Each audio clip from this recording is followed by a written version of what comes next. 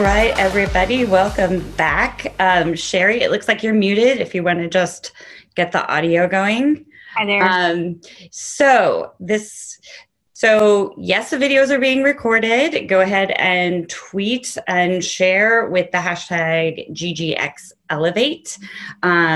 Please submit your questions during the session in the little Q&A button down below if you hover at the bottom of your window. We'll have more stocks to give away in a little bit. So I'm going to put a warning label on the next session, and it's going to be that right now you think you would never want to work for the government, and in 20 minutes you're totally going to change your mind, because every time we had Julie Maloney last year from USDS speak, and this year we have Sheri Trivedi, and every time I hear them speak I start like rethinking, do I want to go do this? So Sheri's going to share part of her job, and by the way, they're hiring.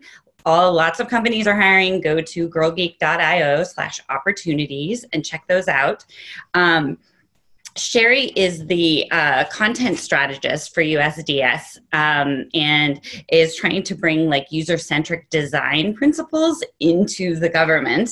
And today she's going to talk to us about like an incredibly interesting application of that. And so without further ado, Sheri, please. All right, let me share my slides here. Okay. All right. Hi, everybody. Thanks for joining me here today on the internet. I'm Sheri Trivedi, and I'm a content strategist in the design community of practice at the U.S. Digital Service in Washington, D.C. At the U.S. Digital Service, mid-digital tech efforts join us service for 1 to 4 years. We work to find ways to help our government partners deliver value to the people they serve using technology and user-centered design.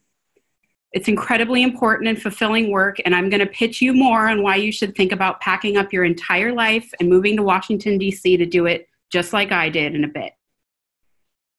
So before I was at USDS, I focused the 13 years of my post-college career on instructional content, mostly technical writing and UX writing at GitHub, Salesforce, and Autodesk, the makers of AutoCAD.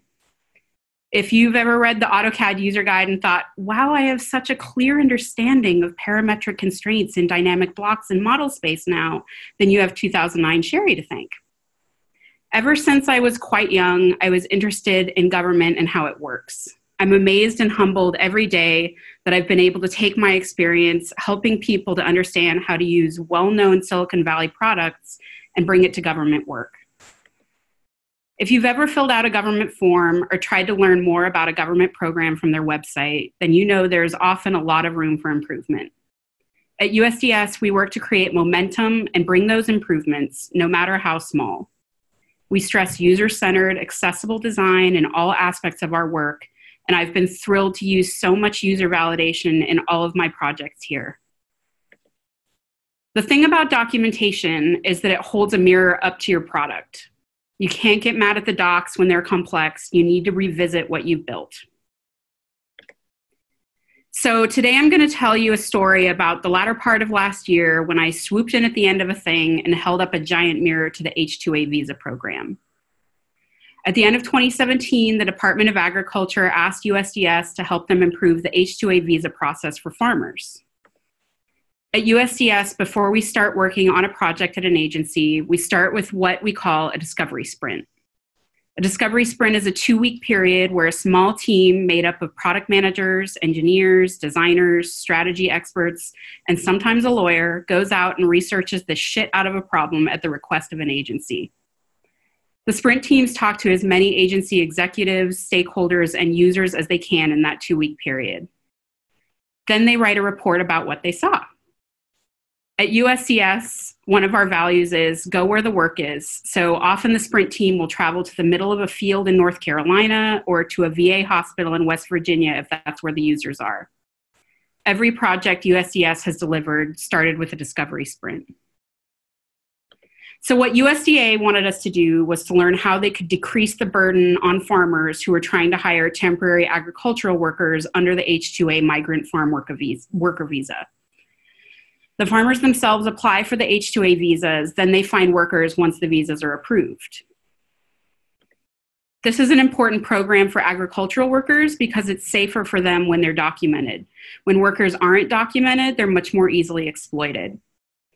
There are also a ton of regulations for farmers about providing workers with quality housing, meals, training, and tools at no cost to the worker.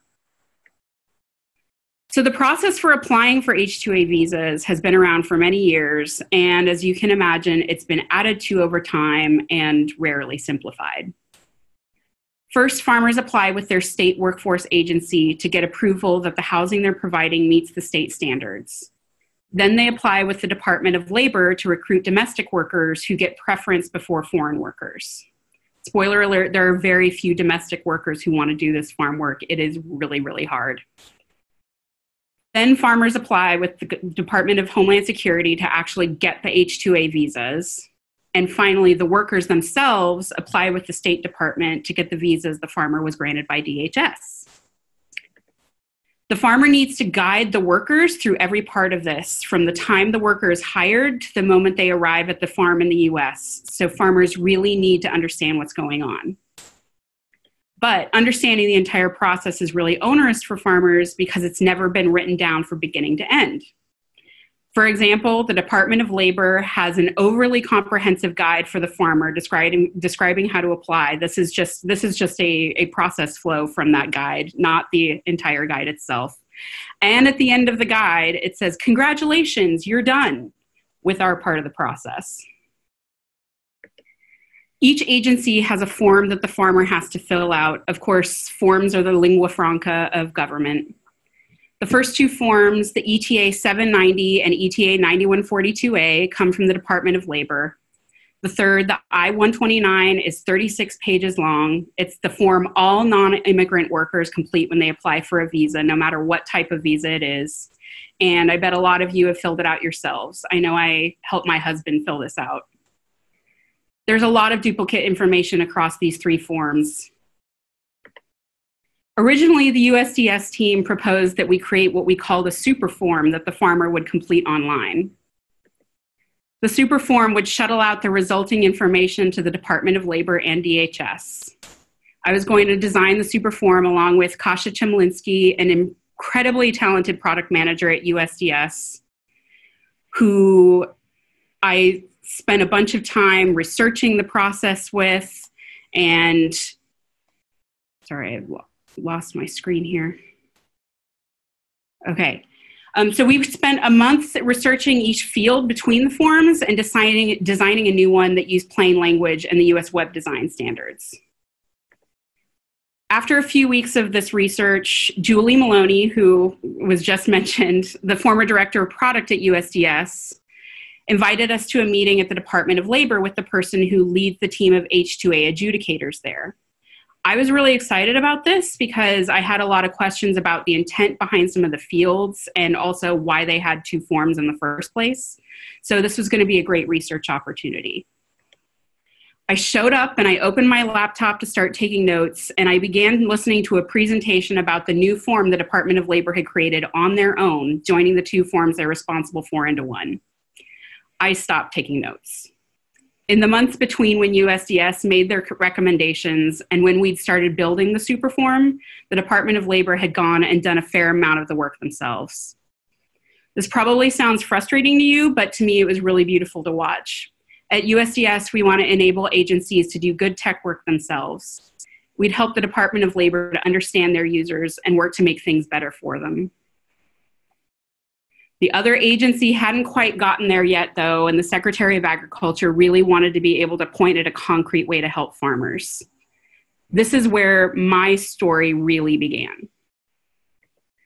We told the Secretary we'd build an educational tool for the existing farmers.gov website that asked a small set of questions about the farmer and the type of work they needed done. Then the tool would output a customized checklist explaining how to hire foreign workers. I say checklist in air quotes because, my God, the sheer number of steps these farmers have to go through to legally hire foreign workers.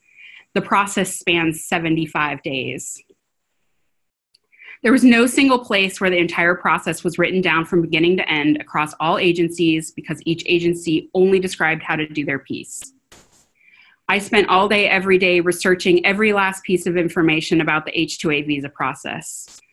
This slide actually shows a part of the mind map. It's not the entire mind map that I used to organize the information and sources, and it's zoomed out to 5%. That's actually writing in there. I read pages and pages of statutes and regulations spanning decades. One of the things the Department of Labor adjudicates is whether the work the farmer is seeking workers for falls under the regulations for temporary agricultural work. And the only place you can find that information is in Title 26 of the U.S. Code, Subtitle C, Chapter 21, Subchapter C, Section 3121. It's one of the most unfriendly lists of requirements you've ever seen. And outside of the code, there are special rules for certain activities like itinerant animal shearing that the Department of Labor maintains on their own. This is a lot for a farmer in California just trying to get some help in harvesting their strawberries in the summer. The rules and procedures are so much for farmers that often they'll hire someone to handle some or all of the process for them on their behalf, whether it's just someone who manages the filing or a farm labor contractor who handles paperwork, recruitment, transportation, and housing for the workers. Farm labor contractors aren't doing any better at this than farmers would, though, and often they do worse. Last year, 70% of the Department of Labor's notices of deficiency for incomplete applications came from farm labor contractors. By describing the process in plain language from beginning to end completely, we hoped we would not only help farmers to get workers on their own, but that maybe if the agencies saw this mirror of their own process, they would work to find ways to make it easier. In December, I delivered a mock-up and first draft of content to the contractors who maintain the farmers.gov website. They immediately shifted gears and developed a high declaration with 9 farmers. This was actually something that the contractor had been wanting to do for a while. They had been wanting to do user testing, and they hadn't been able to do it until we recommended it. So that was a big win. After they completed testing and incorporated feedback and recovered from the longest government shutdown in US history, the team is ready to make the tool public on farmers.gov soon. Not quite yet. So the H-2A educational tool isn't the only thing I've been able to work on at USDS since I joined last June. I've shaped developer documentation for an open source React library used to develop government forms called the US Form System. I've helped design a tool I can't talk about at the Department of Defense at the Pentagon. And right now I'm helping to develop a pilot to change the way the federal government hires for the competitive service at the Office of Personnel Management. My colleagues at USDS work with Health and Human Services, Department of Homeland Security, Veterans Affairs, and the Department of Defense. And we find new projects in other agencies all the time, even as we speak. There are a lot of stories to be told about helping the American people. You will never find a larger, more diverse user base. Last week, we released an update to our website, usds.gov. At usds.gov, you can find information about the types of roles we hire for, including front-end engineers, back-end engineers, site reliability engineers, security specialists, product managers from all industries, interaction designers, service designers, user researchers, content strategists like me, and everything in between. You can also learn about some of our past projects and how we think about our work. And maybe while you're there, you can click that Apply Now button up in the top right and join us. Thank you. All right. Thank you so much, Sheri. So if we decide to do this, do we have to move to Washington, D.C.?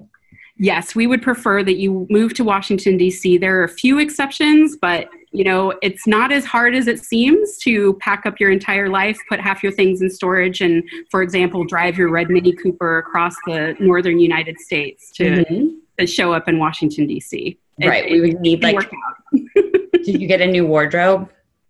No, not really. We like to keep it pretty casual around here. It actually, being able to stick out around the White House campus and all the government buildings around it kind of helps. It throws people off a little bit, and they tend to listen to us a little bit more. Right. We come as we are. Like coats and winter clothes, though, right? Like yes, for sure. Yes. And then but it is just for a certain period of time, right? Yes, it's generally for 1 to 4 years. Generally, the contracts are 2 to 4 years. It depends on what's negotiated, but yeah. All right. Well, I'm already excited again. I'm sure that thank goodness your website got out last week, because I'm sure there's tons of hits going to it right now. I hope so. All right. Thank you so much for joining us today, Sheri. Thank you.